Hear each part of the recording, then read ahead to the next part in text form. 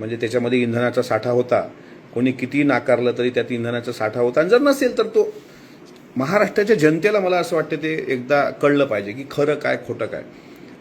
ट्रॅफिकमध्ये साहिल मदन कसा अडकला, त्याच्यानंतर सुमित कपूर सध्या कुठे आहे. मला तर सुमित कपूर जिवंत असल्याची शंका येते. ते काय येते, DGCAच्या अहवालामध्ये 6 लोक होती सुरुवातीला प्रवास करताना, बारामती ते मुंबई ते बारामती, आणि नंतर ती 5च लोक त्या ठिकाणी राहिली. मग त्यातला सुमित कपूर अब्सेंट होता असं जर असेल तर मग फ्लाईट कोण चालवत होतं?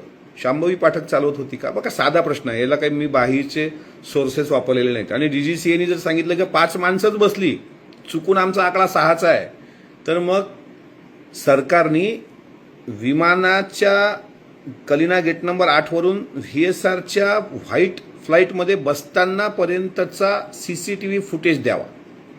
जर 5 माणसं बसली तर ती 5 माणसं दिसतील दादांसोबत, आणि जर 6 माणसं बसली असतील तर ती पण दिसतील. मग ते फुटेज काय येत नाही?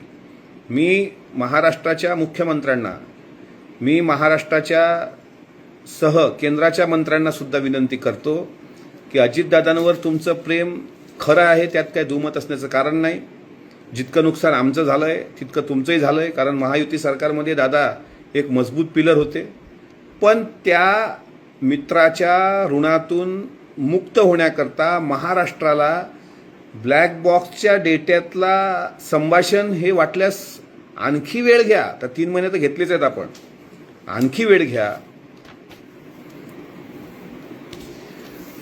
आणखी वेळ घ्या. पण दादा विमानात बसल्याचा CCTV मात्र तुम्ही देऊ शकता.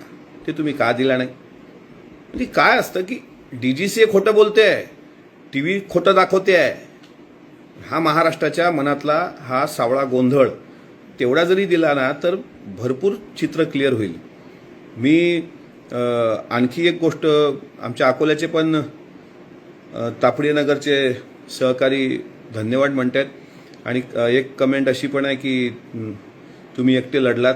हे बघा, हे माझ्या एकट्या लढण्याचा किंवा मी एकटा फार शहाणा आहे याचा मला सांगायचं नाही आहे.